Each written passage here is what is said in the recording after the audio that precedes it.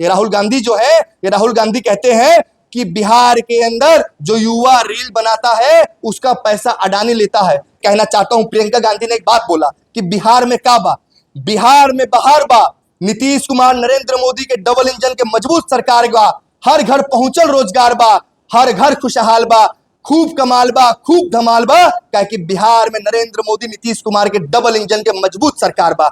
आप सबको मेरा प्रणाम। मीडिया के मेरे सम्मानित मीडिया बंधु, आप सब लोग अरवल की इस धरती पे मुझे और मेरी बातों को यहाँ की समस्त जनता के बीच रखने के लिए आए हैं। मैं भारतीय जनता पार्टी का एक सच्चा सिपाही हूँ। आदरणीय नरेंद्र मोदी जी के नेतृत्व में लगातार बिहार, भारत विकसित हो रहा है, समृद्ध हो रहा है, उसमें मैं अपना योगदान दे रहा हूँ। देखिए, आज हम सब लोग जो इकट्ठे हुए हैं उसके कई कारण हैं। मैं प्रमुख कारण आपको बताता हूं। आज बिहार में जंगल राज वर्सेस विकास का जो है राज है।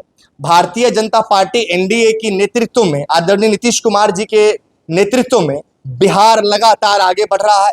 लगातार बिहार नई ऊंचाइयों को छू रहा है। बिहार आज उस रास्ते पर निकल चुका है जिस रास्ते पर भारत के हर राज्य लगातार काम कर रहे हैं। मैं पूछना चाहता हूं जंगल राज के युवराज तेजस्वी यादव से, आप कहते हैं कि हमारी सरकार बनेगी तो हम हर घर में सरकारी नौकरी देंगे। आप मुझे यह बताइए, जब राष्ट्रीय मीडिया और बिहार की सम्मानित जनता आपसे पूछती है कि वो ब्लूप्रिंट क्या है, तो आप कहते हैं कि अब 2 दिन में आएगा, 3 दिन में आएगा, 4 दिन में आएगा। मैं आप सबके बीच में रखना चाहता हूं, ये देखिए तेजस्वी यादव का स्टेटमेंट। लगातार ये बोलते हैं कि मैं अपना ब्लूप्रिंट रखूंगा, कैसे हम देंगे, लेकिन इनका ब्लूप्रिंट जो है आता नहीं है।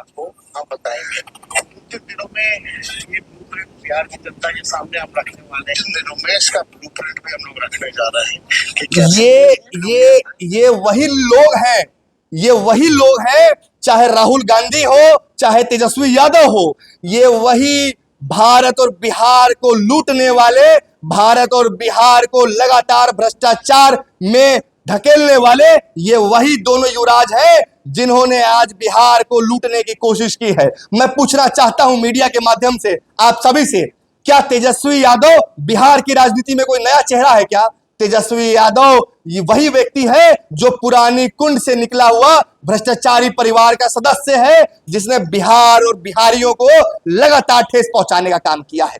इनके पिताजी जब मुख्यमंत्री थे तो ये कहते थे कि बिहार का व्यक्ति अंगोछी पहन के जाता है और जब बाहर से लौट के बिहार आता है तो कपड़े पहन के, शर्ट पैंट पहन के आता है। इतनी गिरी हुई मानसिकता थी। एक समय ऐसा था जब 1990 से लेकर 2005 के बीच में जब बच्ची को स्कूल जाना होता था तो अपने मां के आंचल में रहती थी।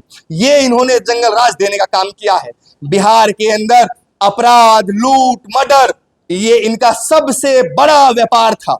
ये ऐसा प्रदेश हो गया था, बिहार की धरती शौर्य, वीरता, पराक्रम की धरती है, महात्मा बुद्ध की धरती है, ज्ञान की धरती है। इस धरती पे आईएएस अफसर की बीवी लगातार 2 साल चंपा विश्वास के साथ रेप हुआ, उसके बाद उनकी भतीजी के साथ हुआ, उसके बाद उनकी मां के साथ हुआ, उनकी 2 नौकरानी के साथ हुआ। राबड़ी देवी बतौर मुख्यमंत्री महिला ही थी ना, तो उन्होंने क्यों नहीं इसका संज्ञान लिया? उन्होंने क्यों नहीं उसको पूरे बिहार के अंदर इनको सम्मान दिलाने का काम किया और उनको न्याय दिलाने का काम किया? हमारे नेता श्रद्धेय हमारे सुशील मोदी जी ने इसका संज्ञान लिया और मीडिया के बीच में बैठकर उनको उनके हक की लड़ाई तक पहुंचाया। ये है भारतीय जनता पार्टी, ये है नरेंद्र मोदी जी का नेतृत्व, आदरणीय नीतीश कुमार जी का नेतृत्व। मैं बात करना चाहता हूं आप सबसे।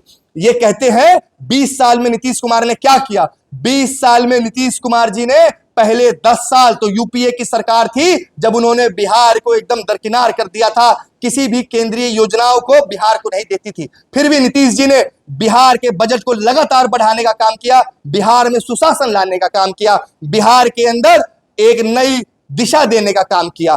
फिर जब 2014 में एनडीए की प्रचंड जीत के साथ सरकार बनी तो बिहार ने लगातार इंफ्रा पे काम किया, रेलवे के दोहरीकरण पे काम किया, नई रेल लाइन बिछाने पे काम किया। आज मैं बहुत खुशी से आपको कह सकता हूं पूरे देश के अंदर सबसे बड़ा राज्य है बिहार। जिसने इथेनॉल के अंदर अपना एक झंडा गाड़ा है। सबसे ज्यादा इथेनॉल पूरे बिहार के अंदर जो होता है वो पूरे देश के अंदर नहीं होता है। ये है नया नेतृत्व, ये है नया बिहार। बिहार के अंदर लगातार एयरपोर्ट्स बन रहे हैं, बिहार के अंदर लगातार मेडिकल कॉलेजेस बन रहे हैं, बच्चे स्कूल जा रहे हैं। ये है नया बिहार। ये राहुल गांधी कितनी बड़ी बात इन्होंने कल बोली। इन्होंने कहा छठी मैया को लेकर, इन्होंने कहा नरेंद्र मोदी को लेकर। मैं आप सबके माध्यम से कहना चाहता हूं, जब भी सोनिया गांधी जी ने और जब भी इनके नेता मणिशंकर अय्यर जी ने नरेंद्र मोदी जी के लिए कटाक्ष किया है, देवतुल्य जनता, देश की जनता ने बीजेपी को और एनडीए को उतनी प्रचंड जीत के साथ सरकार बनाने का काम किया है। अरे मैं कहना चाहता हूं, राहुल की बुद्धि का जवाब नहीं, कांग्रेस को डुबा दिया ऐसा ये व्यक्ति है और आने वाले समय में बिहार और बिहारियों को भी डुबाने की कोशिश में लगे हुए हैं। लेकिन ये बिहार है, बिहार डूबने वाला नहीं है। बिहार रफ्तार पकड़ चुका है, बिहार लगातार आगे बढ़ रहा है। आदरणीय नीतीश कुमार, नरेंद्र मोदी जी के सरकार में नित्य निरंतर आज आप देखेंगे हर महिलाओं तक सिलेंडर पहुंचाने का काम किया, हर घर तक बिजली देने का काम किया, हर घर तक पानी पहुंचाने का काम किया, हर बच्चों को घर से निकाल के स्कूल पहुंचाने का काम किया। पहले बच्चों को भोजन दिया ताकि भोजन के बहाने स्कूल जाए, फिर बच्चों को साइकिल दिया, फिर छात्रवृत्ति योजना दी, पोशाक योजना दी। आज हमारा बिहार किस तरीके से नेतृत्व कर रहा है। पंचायती राज के अंदर 50% की महिला आरक्षण जो है, ये दर्शाता है कि बिहार के अंदर महिलाओं का सम्मान, बिहार के अंदर हमारी मातृशक्ति लगातार आगे बढ़ रही है। मैं बात करना चाहता हूं राहुल गांधी के लिए। राहुल गांधी कहते हैं कि नरेंद्र मोदी जी आपके वोट के लिए स्टेज पे डांस कर सकते हैं। विश्व के सबसे लोकप्रिय नेता, जिसको पूरा संसार सर आंखों पे रखता है, ऐसे महान व्यक्ति के लिए इतनी अभद्र शब्द का प्रयोग करना साफ दिखाता है कि राहुल गांधी का मानसिक दिवालिया निकल चुका है। जब जब ये लोग मोदी जी को गिराने की कोशिश करते हैं, देश की जनता लगातार उनको आशीर्वाद देने का काम करती है। ये ठगों का महागठबंधन है, ये लुटेरों का महागठबंधन है। मैं फिर कहना चाहता हूं, आने वाले 14 नवंबर को एनडीए की प्रचंड जीत होगी।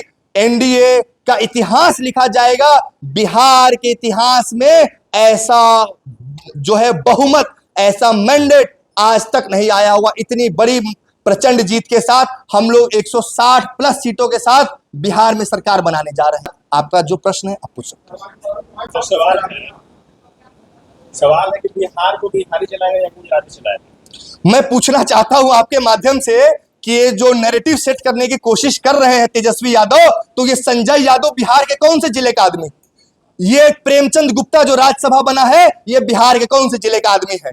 आज पूरे मैं आपको हक से कहना चाहता हूं, क्या तेजस्वी यादव और लालू यादव को बिहार के अंदर आरजेडी पार्टी के अंदर एक भी बुद्धिजीवी ऐसा व्यक्ति नहीं मिला जिसको वो इस भारत की सबसे उच्च सदन राज्यसभा भेजने का काम करे? ये खुद बाहर से इंपोर्ट करते हैं और दूसरों पर लांछन लगाने की कोशिश करते हैं। नरेंद्र मोदी जी, आदरणीय अमित शाह जी हमारे राष्ट्रीय नेता हैं और वो बिहार और बिहार की मातृशक्ति उनको लगातार आशीर्वाद दे रही है। ये जाकर संजय यादव से पूछे कि संजय यादव ने इनको रिमोट कंट्रोल की तरह पूरा टेक ओवर कर लिया है।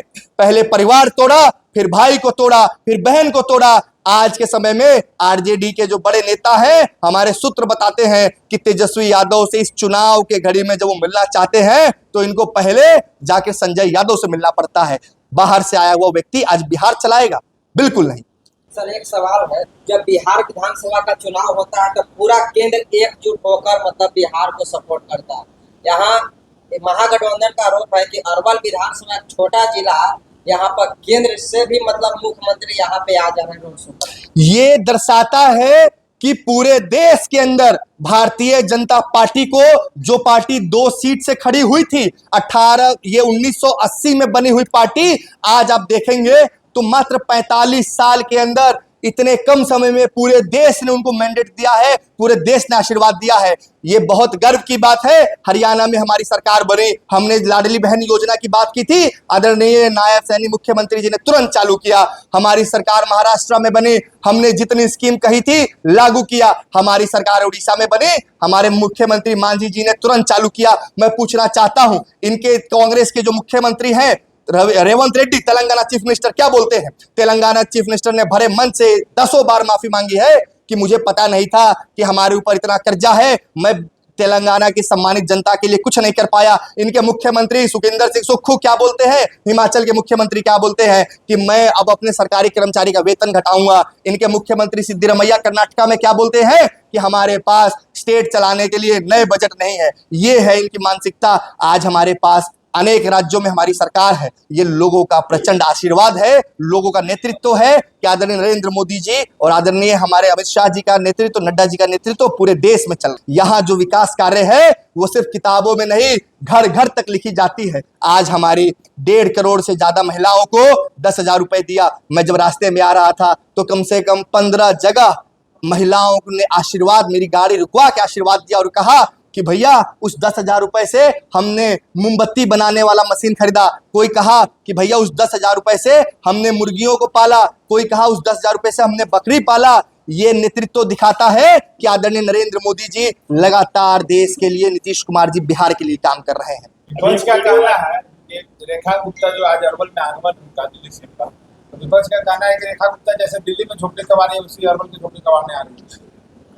विपक्ष की सोच इतनी छोटी है कि विपक्ष लगातार भ्रम फैलाने की कोशिश करता है। मैं आपके माध्यम से कहना चाहता हूं, तेजस्वी यादव नाम, गुमराह करना काम, झूठ की आंधी राहुल गांधी, ये दोनों सिर्फ झूठ फैला सकते हैं और कुछ नहीं कर सकते हैं। दिल्ली के अंदर जो आपने बात कही झोपड़ी वाली, तो उसका बात सुनिए। वहां पर केंद्र सरकार और दिल्ली सरकार की योजनाओं ने मिलकर वहां पर जो झोपड़ी में रहने वाले लोग थे, जो रेलवे की ट्रैक से लगे हुए लोग थे, जिनके बच्चे को लगातार हादसा हो रहा था, इस केजरीवाल की सरकार में, फर्जी केजरीवाल की सरकार में, उस समय जब ये इतने हादसे हुए तो केंद्र ने डिसाइड किया कि हम सबको हम मकान बनाकर देंगे ताकि सबका अपना घर हो, किसी को पटरी के पे ना सोना पड़े, किसी को अपने बाहर रोड पे ना सोना पड़े, किसी को शौचालय करने के लिए किसी के झोपड़ी में ना जाने की जरूरत पड़े। ये है नरेंद्र मोदी, नीतीश कुमार की सरकार। पूछना चाहता हूं तेजस्वी यादव से कि ये सब काम क्या आपके पिताजी ने आके किया? आपके पिताजी ने बिहार और बिहारियों को लूटने का काम किया। आपके पिताजी ने लगातार बिहार को जंगल राज में तब्दील किया।